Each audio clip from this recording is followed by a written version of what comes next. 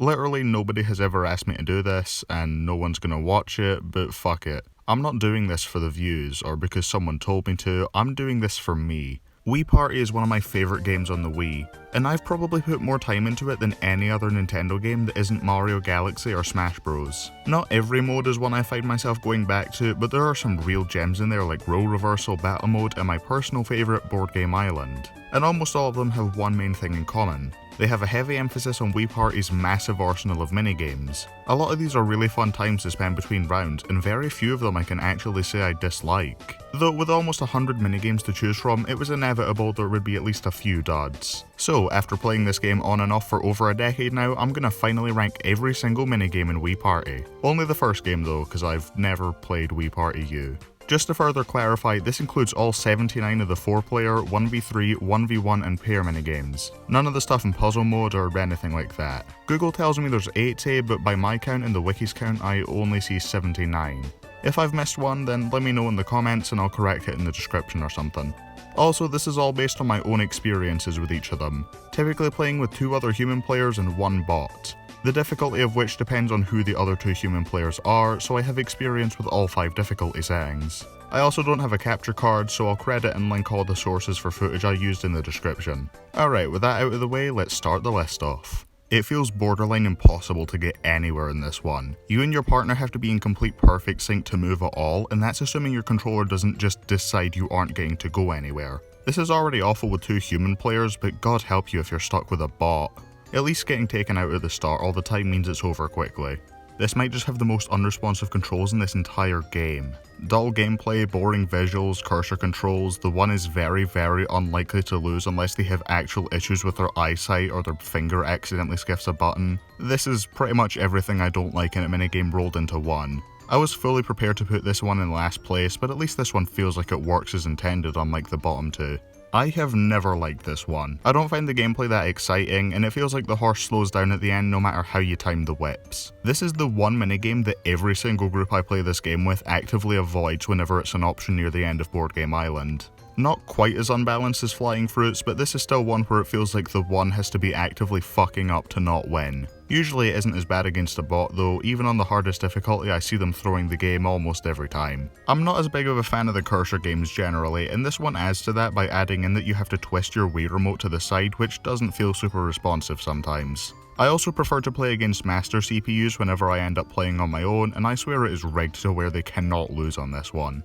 Easily the most boring of the 3 photo minigames, this can be a pain in the ass if the Miis it picks are not made to look human. I'd probably like this more if the controls didn't bug out on me so often. Not a fan of the motion controls, but I do find some enjoyment out of seeing the Miis fall down when they jump and miss the rope. Feels like you can only win this one through complete luck. Sometimes the mouse will run into you, sometimes he won't. I wish it was faster because there are often long stretches in this where it's just sitting and waiting for compatible parts. I am not at all a fan of the control scheme for this one. It can start out fun, but it loses its charm fairly quickly. Beating your high score even in a single try can take forever and it gets old real fast. I could never time this one right when I was a kid and it was the bane of my existence. Now I know how to do it better, but also the constant crying and giggling sound effects get really repetitive and annoying. The movement in this game feels really weird, I'm not into it. It's like Lunar Landers but in reverse and way less fun. Same controls as Flysicle Team, which told me from the start this wasn't going to rank very high. A fine enough timing game, but also all the wrist straps on my Wii remotes broke off ages ago, so this one puts the fear of God into me every single time it comes up. About as interesting as walking's gonna get. Also, it uses the Wii remote twisting as its method of control, which loses at points instantly. It's okay, but it feels way too easy for whoever's in the lead to just immediately start ringing the bell at the entrance to stop either player from getting any more points. Can be fun when you get into a good rhythm and the controls actually respond properly. That second thing doesn't happen all the time. Controls aren't the best, but I quite like the sound effects every time an axe hits the tree. This is the easiest shit in the world if both players know what they're doing. It's alright, though it can be frustrating if you're not playing with the right person. Counting that isn't nearly as bullshit or long-winded as Flying Fruits. I love whenever it seems like someone got the number exactly right, but then the game actually decided the last passenger should wait another few seconds before getting off. My memory's awful, so this game exists solely to taunt me specifically, I've decided. I love the underwater visuals, but I wish it was a bit faster. Other minigames are able to use small arenas to their advantage, but this one can just be frustrating at times because of it. Way too easy to cheese by just rotating your controller. Could have been improved a bit by having the controls be randomized completely instead of just rotated. Pretty repetitive and stupidly easy. I'm not super into a game where the main theme is football, who would have guessed? But I do like seeing the Miis get pelted by the giant footballs whenever they get sent out. If you don't time the hovering bit for the apex of your jump, then the controls will feel really unresponsive, but if you know the timing, then this becomes laughably easy. Still not bad, but far from the most exciting. This is Crybabies, but it doesn't make my ears sad. I like this one, though the controls can be a bit of a pain sometimes since it just straight up doesn't register if you tilt the remote too far. The feather grabbing is usually super slippery for at least one player, which means either it's going to be a really frustrating round or you'll win in a total wash. Neither of which is a whole lot of fun. The music is amazing though. It sounds like something I would listen to fall asleep, and I mean that in the best way. Sometimes the asteroids are chaotic in a fun way, sometimes they're really obnoxious. It varies a lot. But this can be really fun if multiple people end up getting pushed back, making it a tense race to the end. Same as Lunar Landers, and though I like the space theme of that one more, this one has you using the D-pad instead of motion controls, which instantly puts it higher. About as interesting as counting's gonna get. About as interesting as mashing's gonna get. Still fun to try and get as high a score as possible though. I'm glad the timer on this one's so short because it would be really easy otherwise. I mean, it would probably be really easy for me regardless if my observational skills were not awful. The best fruit-based minigame in all of Wii Party, which is saying practically nothing. If both people know what they're doing, this can be a really down-to-the-wire game that spans about 3 seconds. I have not met those people yet. Solid enough point collecting 1v1 minigame. This is at its peak when it's just the two planes bumping each other out of the way of the same stream of balloons constantly. A pretty good timing game with multiple options for your throw. Finding the right timing is tricky, but never to the point of feeling unfair. Yeah, it's good, but not much to say about a game that's essentially just 3 coin flips in a row.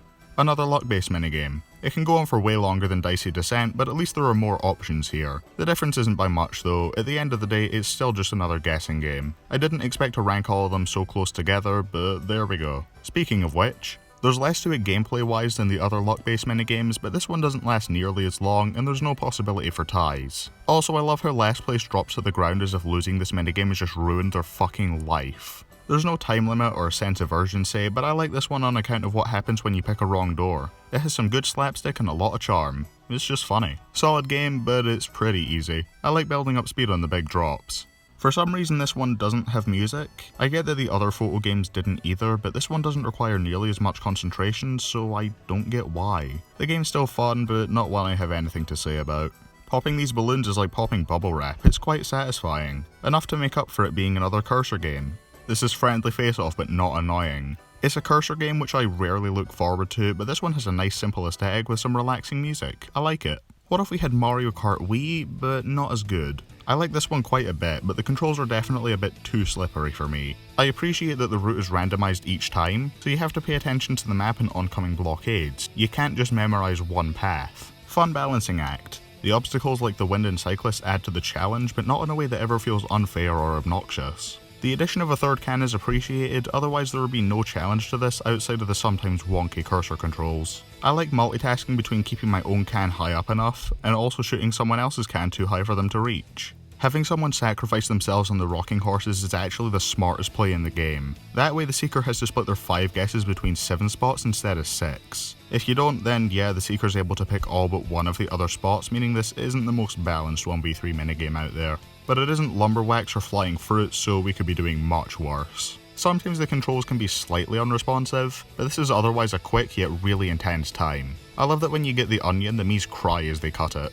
The famed internet series Death Battle would rip this off half a decade later and try to hide that fact by replacing the spotlight with a USB drive, and they thought no one would notice. I love the increase in intensity as the minigame goes along. Props to this for being the only 1v3 minigame where it feels like both sides have an equal shot at winning. My favourite 1v3 minigame by a hair. It does feel like it's a little in favour of the 3 I guess, but it's still one of the more balanced ones. And given that the 3 are at a disadvantage in 3 of the other 4, I'm not too bothered. And the gameplay itself is fun. I definitely enjoy dodging the ball more than I do throwing it. What if we had Mario Kart Wii, but not as good? But again, the controls are way tighter than Delivery Joe, which is a massive plus. I like this way more than most other pair minigames. It's got a nice spooky atmosphere added to by the lack of progress bar or time limit. It's not the most challenging minigame out there, but I like the gradual increase in the amount of ghosts. Sometimes a ghost will appear in front of you and you won't kill it, but it'll just go away regardless, for some reason. Suffers a bit from the limited movements with the D-pad, but this is still a fun time. The whimsical music fits the game perfectly, and the image of me carrying around a giant mallet to bash giant moles is really funny to me. Also, you can smack the other players over the head in a way that can definitely be annoying, but not in a game-breaking way.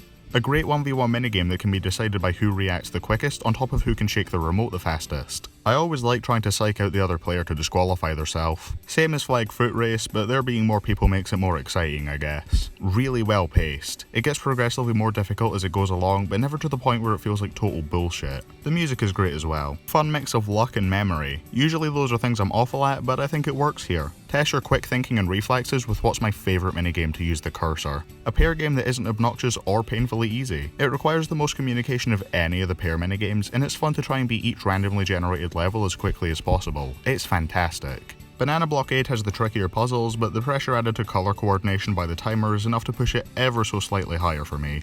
The sound effect on the rope swinging during the build-up is really satisfying. Obviously you're aiming to go as far horizontally as possible, but it can be funny whenever you accidentally overshoot on the angle and go straight up into space. As someone who has never owned or extensively played a Donkey Kong Country game, this is exactly the kind of music I would expect from a Donkey Kong Country game. A really fast and exciting race that admittedly would benefit from better directional movement. This is still a great minigame, and I enjoy zooming around through the boost rings every time it gets picked. An absolute gem amongst the other mostly dire pair minigames. It's all about, well, teamwork. But with both players not having to do the exact same thing one for one, it requires a little bit more communication than most other team games. And opening the door at the end is a perfect capper. After putting in more thought than your average Wii Party minigame, you get to finish off with some really satisfying button mashing. This is chaos in its purest form, and I adore it. The sometimes janky motion controls honestly don't detract from this at all, since speed is such a big factor that precise control is rarely gonna matter. It's also paced quite nicely, with more hazards being added as the timer ticks down. It doesn't have music, which I think adds to it a lot. This is a really high risk, high reward game that I could replay over and over. Never before has a single button press been so tense. Well, there is another one, but we're not quite there yet. I wish this wasn't limited to just 8 directional movement, because honestly this is otherwise an insanely fun and chaotic fighting minigame with a space aesthetic that I really like, despite how much I suck at it. I'm honestly shocked at how much I like strategy steps. I love the idea of a 4-player game with only 3 movement options that only lets the unique choices progress. The chipper music makes this a generally chill time, which can be really frustrating at points, but in a good way. Since when you do finally make big progress by getting a 3 or a 5, it feels all the more satisfying. My only issue is that it can sometimes last ages, but that rarely ever happens.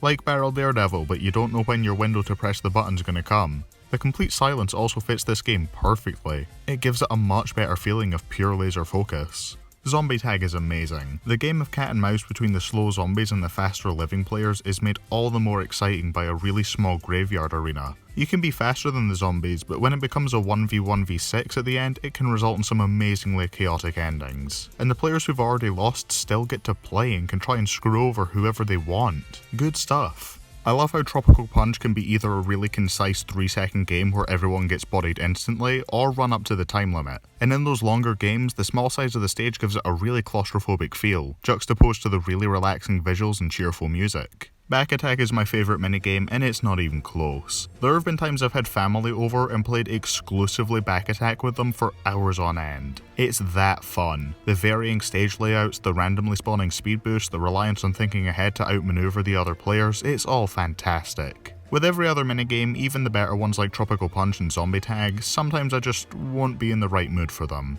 I have never had that feeling with Back Attack. This could legitimately be its own 99-cent mobile game on the App Store, and I'd probably get it. Hopefully you all enjoyed this video. I've been meaning to do some non-Versus related projects for a while that also don't involve 8 crazy nights, so I hope this all goes over well. Wii Party is one of the games I'm most nostalgic for, and I like getting to talk about it in a way that I haven't seen many other people do. Maybe I'll do more content focusing on games later down the line, but until then, I'll see you in the next video.